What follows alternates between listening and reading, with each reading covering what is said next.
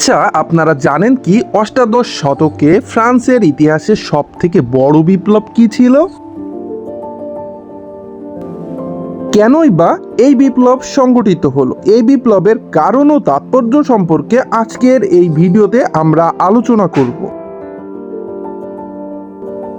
আপনারা হয়তোবা কিছুটা আইডিয়া করতে পেরেছেন যে আমরা কোন বিপ্লবের কথা বলতে চলেছি। আমরা আজকে আলোচনা করতে যাচ্ছি জুলাই বিপ্লবের কারণ ও তাৎপর্য সম্পর্কে। আগের ভিডিওতে আমরা ফরাসি বিপ্লব সম্পর্কে আলোচনা করেছি, তাই যারা এপিসোডটি মিস করেছেন তারা দেখে আসতে পারেন। ধন্যবাদ। অষ্টাদশ শতাব্দীর ইউরোপীয় ইতিহাস হলো বিপ্লবের ইতিহাস। ইউরোপীয় বিভিন্ন বিপ্লবী দেশের মধ্যে ফ্রান্স হলো অন্যতম। বিপ্লবের আদিভূমি ফ্রান্সের ইতিহাস মূলত বিপ্লবের ইতিহাস। 1830 সালে সংঘটিত জুলাই বিপ্লব হলো এমনই একটি বিপ্লব। ফরাসি বিপ্লবের পরবর্তীতেই যদি কোনো বিপ্লব গুরুত্বপূর্ণ থাকে সেটি হচ্ছে জুলাই বিপ্লব। এই বিপ্লবের পেছনে বেশ কিছু কারণ নিহিত ছিল। ঐতিহাসিক ডেভিড টমসনের মতে পুনঃপ্রতিষ্ঠিত পূর্ব বংশের পতন পুনর্নির্ধারিত ছিল, এ কথা কোনো ক্রমেই মেনে নেওয়া যায় না। 1824 খ্রিস্টাব্দে যদি তার মৃত্যু না হতো তাহলে হয়তোবা এই জুলাই বিপ্লব সংগঠিত নাও হতে পারত। এখন আমরা জানতে চলেছি জুলাই বিপ্লবের কারণ সম্পর্কে। জুলাই বিপ্লবের বেশ কিছু কারণ নিহিত ছিল, তাদের ভিতরে অন্যতম হচ্ছে পরোক্ষ কারণ, ফরাসিরা দুই দলে বিভক্ত হওয়ার কারণ, অষ্টাদশ লুইয়ের উদারনীতি, ডেকাজের উদারনীতি, প্রতিক্রিয়াশীল শাসন ব্যবস্থা, প্রত্যক্ষ কারণ, পরোক্ষ কারণ সহ আরও অনেক কারণই নিহিত ছিল। ভিনেয়া সম্মেলনের পর ফ্রান্সে প্রতিষ্ঠিত হয় বুর্ব বংশ। এ রাজবংশের রাজা অষ্টাদশ লুইয়ের আমলে নির্বাসিত রাজতন্ত্রীরা দেশে ফিরে রাজতন্ত্র পুনর্স্থাপন করার চেষ্টা করেন। অন্যদিকে গণতান্ত্রিক ও জাতীয়তাবাদী শক্তি তাদের এ ধরনের কর্মকাণ্ডে বাধা দিলে এরা দুই দলে বিভক্ত হয়ে পড়ে। ফরাসি বিপ্লবের সময় ফরাসিরা দুই দলে বিভক্ত হওয়াও ছিল ফরাসি বিপ্লবের অন্যতম একটি কারণ।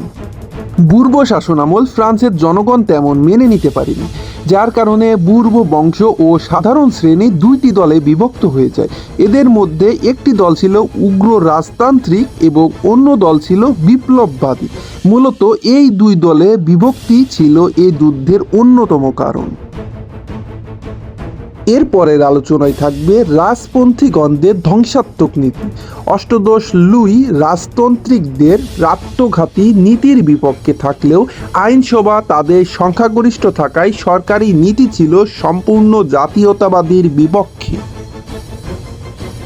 এসব কারণে জনসাধারণ সরকার অর্থাৎ পূর্ব শাসক গোষ্ঠীর প্রতি ক্ষিপ্ত হয়ে গেলে বিপ্লব ত্বরান্বিত হয়। এরপরের আলোচনায় থাকতে চলেছে প্রতিক্রিয়াশীল শাসন ব্যবস্থা। প্রতিক্রিয়াশীল শাসন ব্যবস্থা জুলাই বিপ্লবের কারণ ও তাৎপর্য হিসেবে কাজ করে। যেমন 1820 খ্রিস্টাব্দে বা 20 সালে ডেকাজের পতনের পর ভিলিল মন্ত্রিত্ব গ্রহণ করেন। তিনি ফরাসি জাতিকে বিপ্লবের প্রভাবমুক্ত করে অর্থনৈতিক উন্নয়নে নিয়োজিত করার চেষ্টা করেন, কিন্তু ভিলিলের এ প্রচেষ্টা ব্যর্থ হয়। পরে উগ্র রাজতান্ত্রিকদের নেতৃত্বে আবার প্রতিক্রিয়াশীল শাসন ব্যবস্থায় প্রতিষ্ঠিত হয়। এবার আমরা জানতে চলেছি এই জুলাই বিপ্লবের ফলাফলটা লাস্ট ফিনিশিং কি দাঁড়ালো। 1830 সালে জুলাই বিপ্লব ইতিহাসে একটি গুরুত্বপূর্ণ বিপ্লব। এ বিপ্লবকে 1789 সালের ফরাসি বিপ্লবের পরিপূরক বলা হয়। আমরা আগেই বলে এসেছি ফরাসি বিপ্লবের পরেই যদি কোনো বিপ্লব গুরুত্বপূর্ণ হয়ে থাকে সেটি হচ্ছে আমাদের জুলাই বিপ্লব।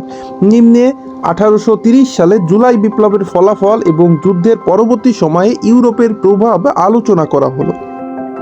জুলাই বিপ্লবের ফলে ফ্রান্সে বেশ অনেক পরিবর্তন দেখা যায়।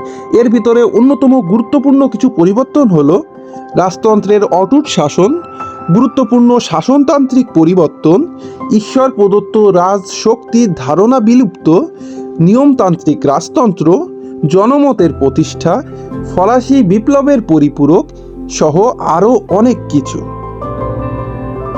আলোচনার একদম শেষ প্রান্তে আমরা আছি এবং শেষ প্রান্তে এসে এই কথা অবশ্যই বলা যায় যে 1815 সালের ভিয়েনা সম্মেলন কর্তৃক ফ্রান্সের যে রাজতন্ত্র প্রতিষ্ঠা হয়েছিল, এই রাজতন্ত্র প্রতিষ্ঠা জনগণ কোনোভাবেই মেনে নিতে পারেনি। তাই আজকের ভিডিওটি এই পর্যন্ত কি সমাপ্ত হলো। সবাইকে আমাদের ভিডিওটি মনোযোগ সহকারে দেখার জন্য অসংখ্য ধন্যবাদ। এরকম সবই ইন্টারেস্টিং সব টপিক জানতে আজই আমাদের অজানা রহস্য চ্যানেলটিকে সাবস্ক্রাইব করে রাখুন। ধন্যবাদ।